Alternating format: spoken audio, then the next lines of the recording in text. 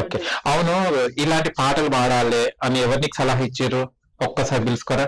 ఎవరు ఇవ్వలేదండి. ఆహా! నీకు నువ్వేనా? అయితే నార్మల్‌గా మేము మామూలుగా సాంగ్స్ పాడుకుంటూ ఉంటామనమాట. మా గ్రూప్స్ ఉన్నాయన్నమాట ఒక్కొక్క యాప్‌లో.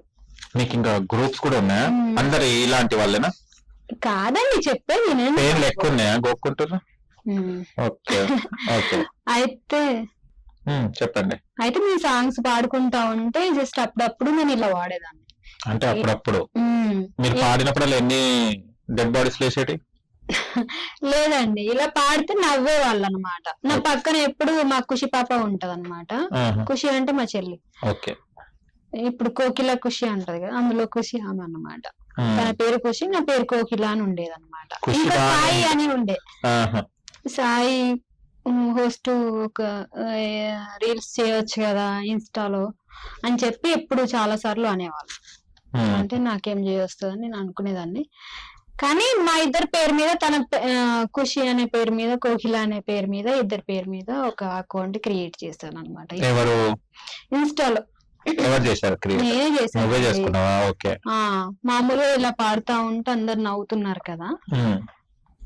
జస్ట్ ఏదన్నా చేద్దామని ఇట్లా పట్టుకొని గుర్తొచ్చినంక వెంటనే పాడేసినానన్నమాట ఒక పాట. అప్పట్లో ఏ పాటతోని మీ ప్రయాణం మొదలైంది? హ్మ్. స్టార్టింగ్ అయితే ఒక్క వీడియో ఏదో అప్‌లోడ్ చేసిన. తర్వాత ఈ వీడియో ఏమంటే ఇది ఓరు గల్లుకే పిల్ల పిల్ల ఎన్న పూస గల్లు గల్లు మన్నాది ఓరే చూపులేరు వారువే ఏక వీర నువ్వులా ఉన్నావే ఇది ఈ పెట్టిన పాట. అన్నమాట. కానీ అప్పట్లో మీకు అనిపిచ్చిందా? రేడియోలో గూడా ఒక్కొక్కసారి బ్యాటరీలు అయిపోయినప్పుడు ఎండింగ్‌లో వస్తాయి చూడు వాయిస్. హ్మ్. అలాగనే ఉంటది మీ పాట. ఎవరైనా చెప్పారా ఈ కాంప్లిమెంట్? హుహు. చెప్పలేదండి. మీరిప్పుడు చెప్తున్నారు గదా స్పెషల్.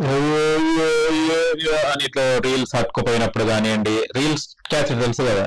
నువ్వు భూమి కన్నా ముందు పుట్టినావు కాబట్టి. రీల్స్ ఉండే గదా! అప్పుడు ఇట్లా అరిగిపోయినప్పుడు అట్లే వచ్చాయి నీ సౌండ్ లాగానే. అప్పుడు నువ్వే కానీ గదా సౌండ్ ఇచ్చేది? గొప్ప గొప్ప సంగీత విద్వాంసులు కూడా ఇలాగే వస్తాయండి వాళ్ళ వాయిస్‌లు. ఏంటిది? హ్మ్. గొప్ప గొప్ప. ఆ! ఒక సినిమా చూసారా అండి? ఆ! అదేం సినిమా అంటే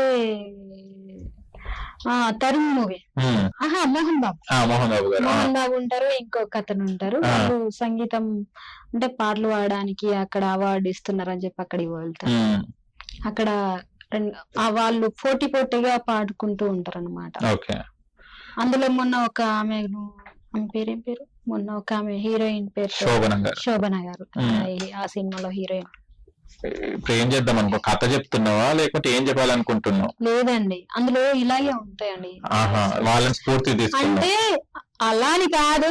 క్లాసికల్ మూవీలో ఏవైనా గాని ఇట్లాంటి వస్తూ ఉంటాయన్నమాట. అచ్చా! అది కూడా మంచి సం సంగీతం మీద పట్టు ఉన్న వాళ్ళు, ఆహా! క్లాసికల్ సాంగ్స్ పాడేవాళ్ళు మాత్రమే అలా ఉపయోగిస్తారు గొంతుని. ఇప్పుడు నువ్వు హ్మ్. సంగీతం నేర్చుకున్నావా? నువ్వు ఏంటిదసలు? నేను నేర్చుకున్నానండి. ఏ సంగీతమా? ఎవరు నేర్పించిందేమో?